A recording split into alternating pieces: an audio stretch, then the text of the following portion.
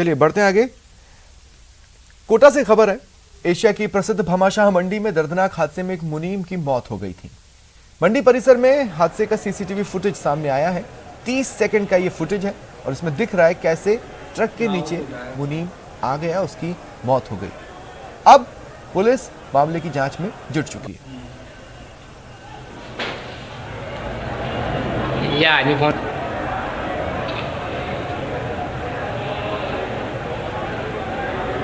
वो कूदा है।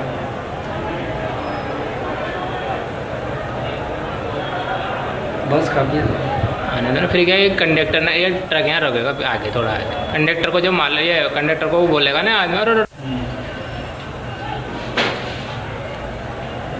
ये आदमी फोन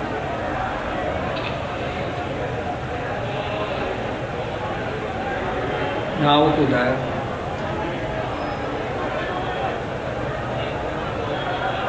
बस का कोटा संभाग का सबसे बड़ा अस्पताल MBS अव्यवस्थाओं का शिकार है। लोग दूर दूर से इलाज के लिए आते हैं, लेकिन अस्पताल का सर्वर डाउन रहता है और परेशान होते हैं। हर काउंटर के आगे लंबी कतारें लग जाती हैं। खास बात यह है कि मरीज और उनके तीमारदार घंटों लाइन में खड़े रहते हैं और इलाज नहीं करवा पाते। इस बारे में जब एडमिनिस्ट्रेशन से बात की गई तो उसने जयपुर पर ठीकरा फोड़ दिया। कहा कि जयपुर सर्वर खराब होने की वजह से कोटा में भी सर्वर खराब रहता है।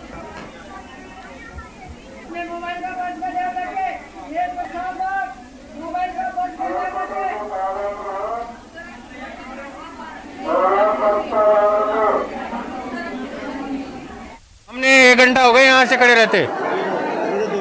हाँ, अभी 2 घंटे नंबर आएंगे, इसमें तो डॉक्टर ही चल जाते हैं। नहीं है यहाँ पे, कोई भी नहीं है।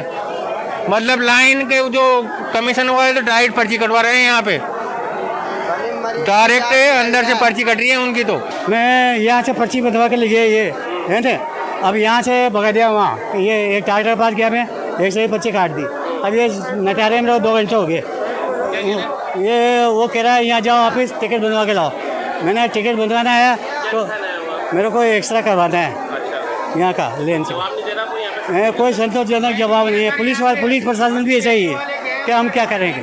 कोटा संभाग का सबसे बड़ा अस्पताल MBS इन दिनों अव्यवस्थाओं का शिकार हो रहा है। लगातार सर्वर डाउन रहते हैं, महीने में 2 से 3 बार सर्वर डाउन हो ही जाता है। मरीज़ और उनके तीमारदार जो इलाज की दरकार लिए यहाँ आते हैं, उन्हें लंबी लंबी कतारों में लगा रहना पड़ता है और परेशानियों का सामना करना पड़ता है। अस्पताल प्रशासन इस पर मौन रहता है। अगर ज़्यादा पूछताछ की भी जाती है तो जयपुर का बहाना रो दिया जाता है कि जयपुर से सर्वर डाउन है, इसलिए कोटा का भी सर्वर डाउन है। लेकिन खामियाजा मरीज और उनके तीमारदारों को लगातार उठाना पड़ रहा है। योगेश त्यागी, न्यूज़ 18 कोटा। सांभर झील पर मारे जा रहे पक्षियों के मृत शरीर से भेजे गए सैंपल्स में बर्ड फ्लू की तस्दीक हो चुकी है। इस बार सबसे खतरनाक वायरस H5N1 पाया गया है, जो पक्षियों से इंसानों में भी फैलता है। हैरानी की बात यह है कि खतरनाक वायरस को लेकर जो एक्शन लिए जाने वो अभी तक नहीं लिए गए। राजधानी जयपुर में जब हमारी टीम ने मानसागर झील का जायजा लिया तो वहां बर्ड फ्लू को लेकर कोई अलर्ट नजर नहीं आया। यही हाल प्रदेश की 300 से ज्यादा झील और अन्य जलाशयों का है। जल महल स्थित मानसागर झील का जायजा लिया संवाददाता अरबाज ने।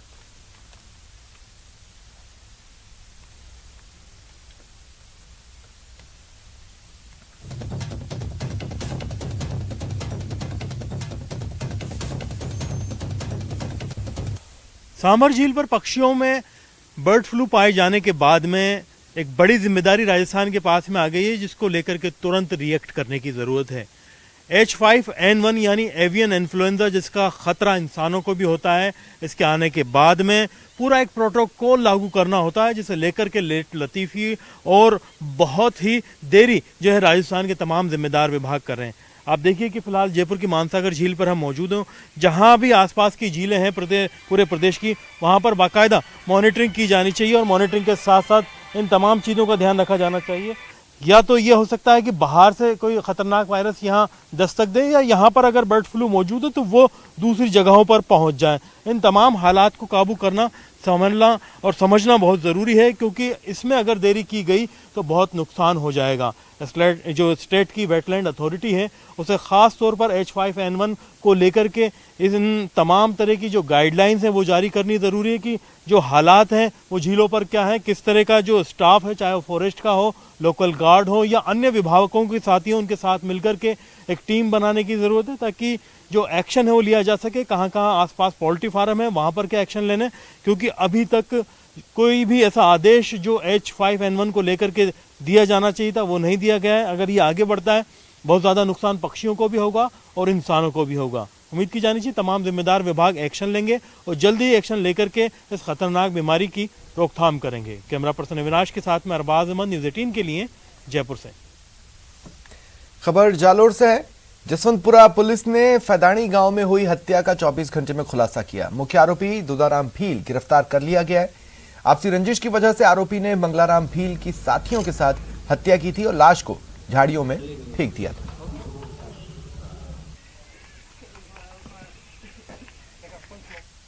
कल जसवंतपुरा थाना पे सूचना जैसे मिली थी, फैदानी गांव में नागेश्वर महादेव मंदिर के मुख्य गेट पे मंगलाराम नाम के व्यक्ति की लाश वहां मिली थी।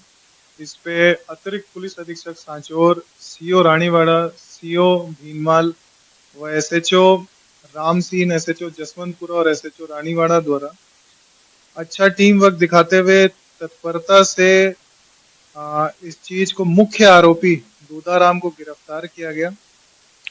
और बात ये सामने है कि इनका आपस में पारिवारिक रंजिश है, जिसके कारण इसने उससे पिछली रात उसे कुल्हाड़ी से मार करके उसकी हत्या कर दी।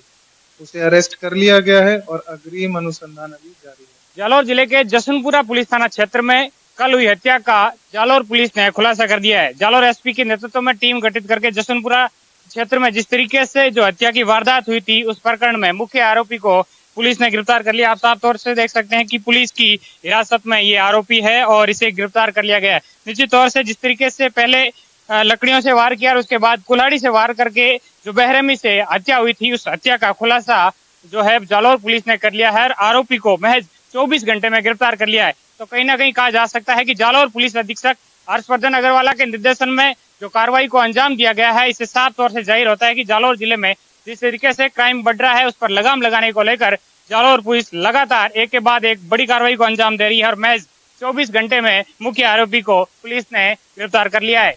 श्याम बिश्नोई, न्यूज़ 18 जालौर। रुकते हैं ब्रेक के लिए।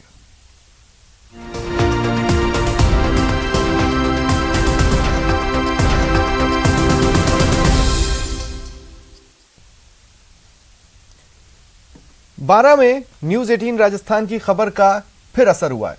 विलुप्त होती मांडना कला की खबर प्रमुखता से दिखाए जाने के बाद भारतीय निधि संरक्षण ने जिले में Rajasthan school of Mandana arts की इजाजत दे दी है। कुछ महीने में इस स्कूल की शुरुआत होगी, जहां पहले चरण में मांडना की सुप्रसिद्ध कलाकार कौशल्या देवी शर्मा 5 ट्रेनर तैयार करेगी जो छात्रों को मांडना कला सिखाएंगे। बैठे रहे हैं आप तो।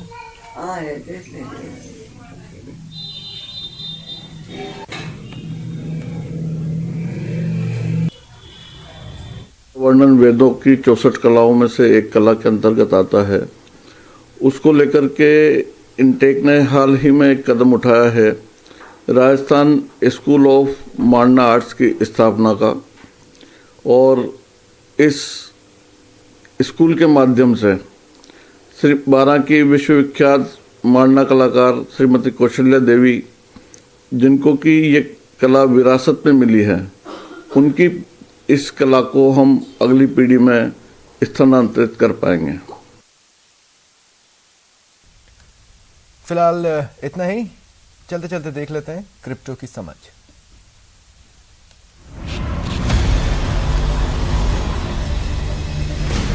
ज़ेड-पे and News 18 network present crypto की समझ। स्वागत है आपका क्रिप्टो की समझ में। मैं हूं आपके साथ शिप्रा झा। आज मैं आपको बताऊंगी कि क्रिप्टो वॉलेट क्या होता है। भारत में क्रिप्टो करेंसी तेजी से पॉपुलर हो रही है, लेकिन क्रिप्टो करेंसी को रखने वाले वॉलेट के बारे में लोग ज्यादा नहीं जानते। आज हम आपको बताएंगे कि क्रिप्टो वॉलेट क्या होता है। जैसा कि इसके नाम से पता चलता है, क्रिप्टो वॉलेट में आप क्रिप्टो एसेट्स और टोकन को स्टोर करते हैं। आपका रेगुलर वॉलेट जिसमें आप रुपए रखते हैं, ठीक उसी तरह क्रिप्टो वॉलेट में डिजिटल करेंसी स्टोर करते हैं। ट्रांजैक्शन के लिए आपको एक वॉलेट एड्रेस या पब्लिक की और प्राइवेट की जरूरत होती है, जहां पब्लिक की किसी बैंक अकाउंट के नंबर की तरह काम करती है और प्राइवेट की उस अकाउंट के पिन या पासवर्ड की तरह। वॉलेट में रखे कॉइन प्रोटेक्टेड और इनक्रिप्टेड होते हैं। कोई दूसरा आपके अकाउंट को एक्सेस नहीं कर सकता। पर्सनल वॉलेट का इस्तेमाल लॉन्ग टर्म या फिर लार्ज होल्डिंग के लिए किया जाता है। आप अपने वॉलेट के जरिए दुनिया में कहीं भी क्रिप्टो भेज सकते हैं और आप अपने पास मल्टीपल वॉलेट भी रख सकते हैं, जैसे कि छोटे अमाउंट के ट्रांजैक्शन के लिए एक अलग वॉलेट और बल्क होल्डिंग के लिए दूसरा वॉलेट। वॉलेट आपको आपके इन्वेस्टमेंट और होल्डिंग्स का रियल टाइम व्यू प्रोवाइड करते हैं। क्रिप्टो वॉलेट आपके क्रिप्टो इन्वेस्टमेंट को सिक्योर रखने और इसके ट्रांजैक्शन को आसान बनाने में आपकी मदद करता है। फिर ऐसे ही रोचक जानकारी लेकर आऊंगी आपके लिए। तब तक के लिए नमस्कार।